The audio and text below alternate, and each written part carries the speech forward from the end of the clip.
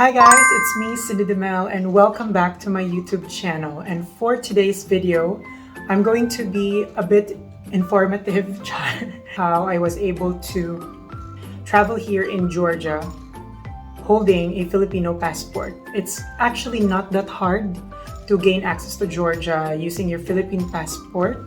And I'm going to discuss on this video cost, how to apply for visa, and other requirements that you might need in traveling here.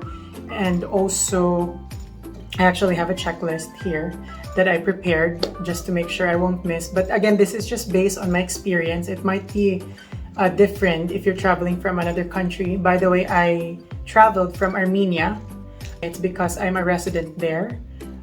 I will also create a video on how I was able to get my residency in Armenia, my temporary residency in Armenia. That will be uploaded probably in a couple of weeks. I'm gonna create that video for you guys. If you guys have plan of staying in Armenia or planning to get a residency in Armenia. So again, this is entering Georgia holding a Filipino passport. There's a lot of ways on how you can travel here in Georgia, whether on a plane, in a bus, minivan. So we chose to travel using a minivan from Armenia. Now from Armenia, we went to this bus station. On Google, it's just called the Kilikia bus station. So you can get minivans there and some buses. We chose the minivan.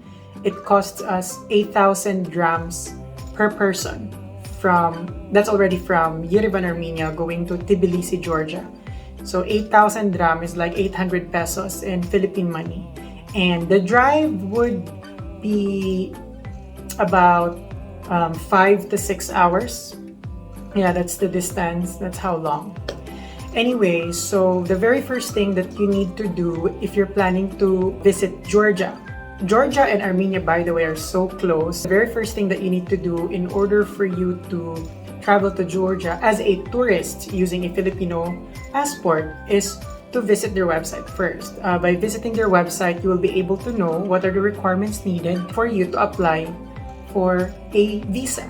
Now, for us with the PH passport, we're eligible for an e-visa to visit Georgia. The website that you need to visit is evisa.gov.ge.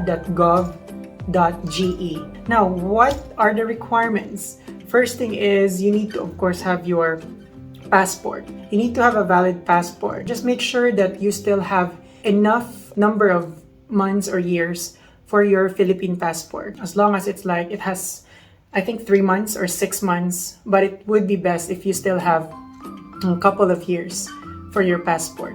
When you travel, if you love transferring from one place to another, it would be best if you still have a number of years in your passport. Next is the photo. For the photo, I'm going to flash the screen. It's because they're very specific about the photo when you apply for the Georgian e-visa. So this is the photo requirement. So you got the visa, you got passport, and permissions scanned in a single PDF file. On the website, it will mention their passport and permission scanned in a single PDF. To be honest, when I did the application for my visa, I really have no idea what the permissions. So I thought of it like additional documents, supporting documents. As sample, I included their bank statement, my personal bank statement, insurance. I also included there my residency card in Armenia and our business registration papers in Armenia. So those are the additional documents that I included. Again, I am not sure what are those, but it would be best if you upload together with your passport in a single PDF some additional information that you can use in applying for the e-visa. Now, how much is the e-visa? The e-visa in Georgia is $20. That's for us.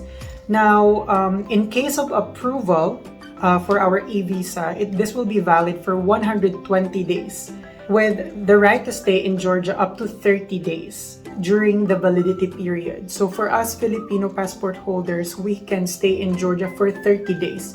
By the way, this is multiple, so you can use the 30 days in a 120 validity period. 120 days validity period.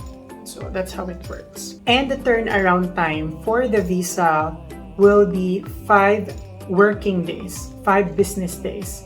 I got mine on the 5th day after the application, and they're going to send it to your email. So make sure you have a valid email address. If you can't see it on your inbox, make sure to check your spam. Now let's go to entering the border. So as I've mentioned earlier, we went to a bus station from Yerevan, Armenia. The bus station is called Kilikia bus station, and we paid 8,000 dram for the minivan. Actually, I still have the contact number of the company that we use, and it's here, so you can try to use this. Now, going out from Armenia, there is a passport control to give you an exit stamp in Armenia. So there's a line, there's a queue, and there's a police officer that would check your status in Armenia, and then after that, they will just give you an exit stamp. And then just a few steps is the passport border or the passport check,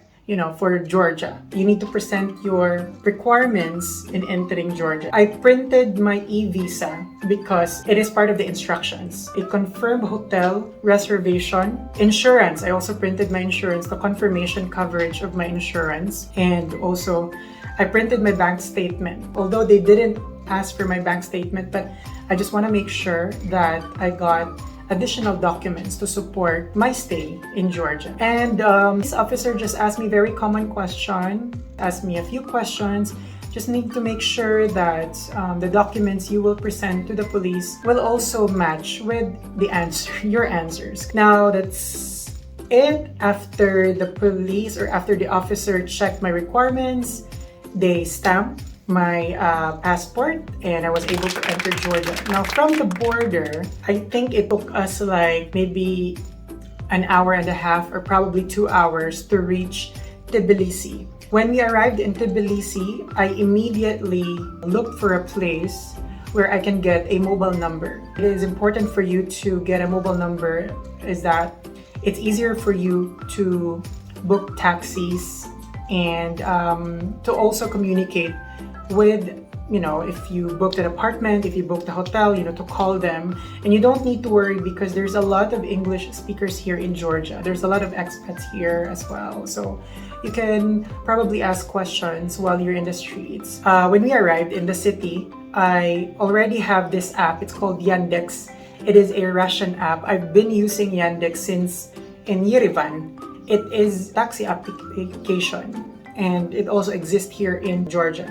Aside from that, you can also use Bolt, but I don't really know how to use Bolt, so I always prefer Yandex as well. It's because the accuracy of their map is really good, and it's a good thing that they have it here in Georgia, so it was really easy for me to book a cab. And that's right after I got my number. Now, there are a lot of providers. There are a lot of mobile providers here in Georgia, but I use Magti. You can actually see a lot of shops, small shops, or you can also go to the main stores where they actually sell SIM cards. And then they would ask you what kind of package do you like, how many minutes of calls, internet package and all. I took a package that will give me unlimited internet for 1 month and at least 200 minutes of voice phone calls for Georgia numbers. So that's pretty much it today. I hope you guys learned something, and if I missed something, I would really appreciate if you guys can comment it below, or if you have questions that I was not able to present on the video, please don't hesitate to leave a comment or a question on the comment section, and I'll be glad to answer them the best that I can. So thank you so much guys for watching. I hope you will enjoy the rest of your day. Have a good one. Bye bye.